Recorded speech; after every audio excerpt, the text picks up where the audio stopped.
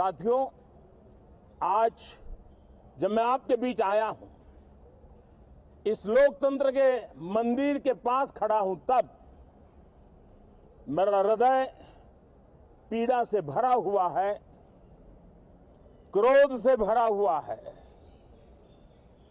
मणिपुर की जो घटना सामने आई है, किसी भी सभ्य समाज के लिए ये शर्मसार करने वाली घटना है।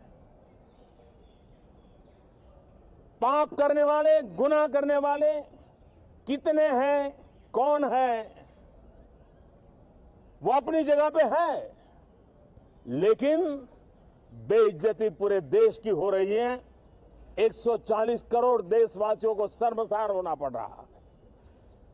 मैं सभी मुख्यमंत्रियों से आग्रह करता हूं कि वे अपने राज्य में कानून व्यवस्था को और मजबूत करें, खास करके हमारी माताओं बहनों की रक्षा के लिए कठोर से कठोर कदम उठाएं।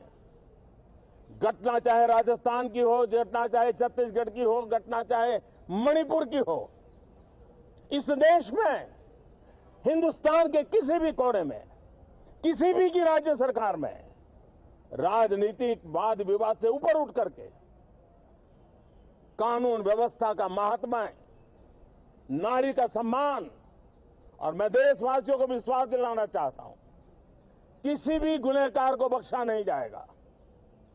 कानून अपनी पूरी शक्ति से, पूरी सख्ती से एक के बाद एक कदम उठाएगा।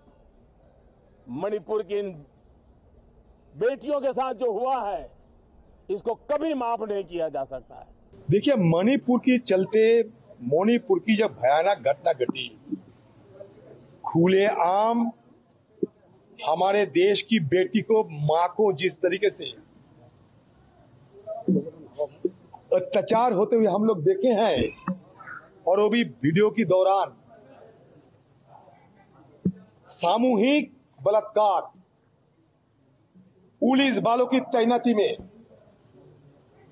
और वो मणिपुर राज्य जैसा एक राज्य में जहां बीजेपी के सत्ता है, बीजेपी पार्टी के मुख्यमंत्री है, और कुछ दिन पहले जहां हिंदुस्तान की गृह मंत्री खुद दौरा किया,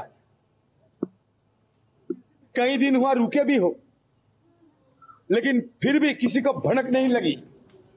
ये कभी हो सकते क्या? इतने दर्दनाक, घिनौने, बर्बरता सारे दुनिया देख रहे हैं। क्या हिंदुस्तान की सत्ता के लोग, मंत्रियों को इस बारे में क्या कोई अता पता नहीं थी क्या? ये किसी को कोई मानेगा ये बात? लेकिन घटना घटने के बाद सारे मणिपुर में इंटरनेट की सुविधाएं पाबंदी लगाए गए थे, बंद कर दिए गए थे। वजह ये थे कि बाहर के लोगों को इसके बारे में पता ना हो। लेकिन आज नहीं तो कल पाप जो होते हैं, पाप को लोगों की निगाहों से बाहर रखना मुश्किल पड़ जाते हैं, भारी पड़ जाते हैं, और वो भी आप और हम सबको देखने को मिलते हैं। और ये सिर्फ हिंदुस्तान में ही नहीं, बल्कि सारे दुनिया में ये सरकार के खिलाफ छीछी होते हैं, छिचितकार होते हैं सारे दुनिया में। यूरोपियन पार्लियामेंट में भी एक रेजोल्यूशन पारित किए गए मणिपुर की घटना की मुद्दे को सामने रखते हुए। हमारे देश की इज्जत सम्मान मिट्टी में मिलाई दिए ये सरकार ने। हिंदुस्तान के प्रधानमंत्री नरेंद्र मोदी जी को 77 दिन बाद कुंभकर्ण की नींद टूटी, चुप्पी साधी रहते हुए प्रधानमंत्री चुप्पी तोड़ी, और सिर्फ 33 सेकंडों में सारे बात खत्म कर दी। 33 सेकंडों में देश प्रेम की सारे बात सुनाई दिए हमें। लेकिन इसी दरमियान सारे मणिपुर में जिस तरीके से कानून व्यवस्था की बदहाल हो रहे हैं, लोगों के अंदर त्राही त्राही मच चुके हैं। ना खाना, ना पानी, ना रहना, कहां जाएंगे लोग, ना पुलिस, कोई नहीं। उस समय मोदी जी अमेरिका जाकर अपना ढिढोरा पीटने में खुद को बिजी रखे। ये और कुछ नहीं, सारे नॉर्थ ईस्टर्न रीजन को ये सरकार की तरफ से जो अनदेखी किए गए, इसका ये जग जाहिर उदाहरण है।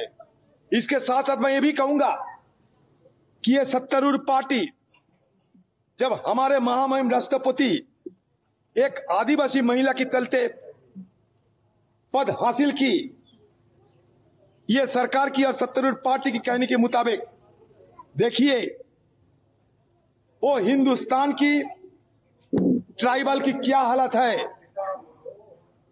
राष्ट्रपति भवन में एक किसी आदिवासी महिला को राष्ट्रपति बना देने से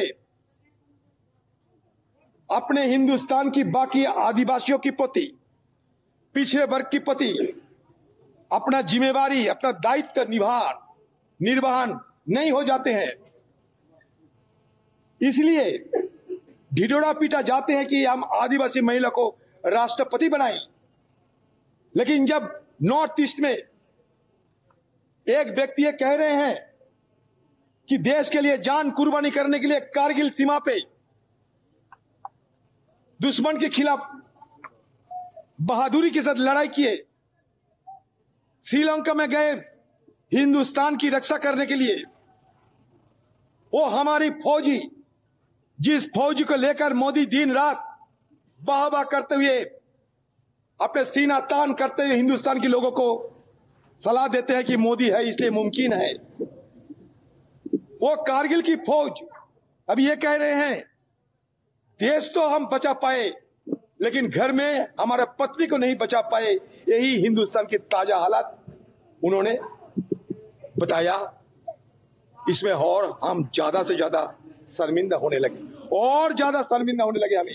लड़की हूं, लड़ सकती हूं, बस राजस्थान नहीं जा सकती हूं। बिहार पर मुंह में दही जमा सकती हूं और बंगाल पर होंठ सिल सकती हूं। लड़की हूं, राजस्थान नहीं जा सकती हूं और कोई महिला अपराध की आवाज उठाए तो मुख्यमंत्री अशोक गहलोत कह के उनका इस्तीफा करवा सकती हूं। लड़की हूं, लड़ सकती हूं।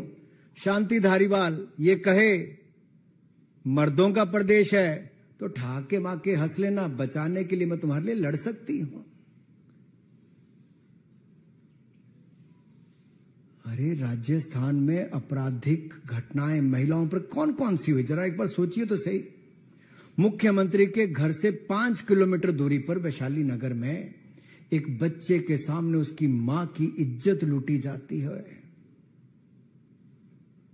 उसको मरने पर मजबूर किया जाता है। करौली में युवती का अपहरण करके, गैंग रेप करके गोली मारी जाती है, एसिड गिराया जाता है, फिर कुएं में डुबा दिया जाता है। दौसा में आदिवासी महिला का अपहरण करके, गैंग रेप करके, एसिड डाल के उसकी भी हत्या कर दी जाती है। उदयपुर में 8 साल की बच्ची के साथ दुष्कर्म करने के बाद 8 टुकड़े करके फेंक दिया जाता है जंगल में।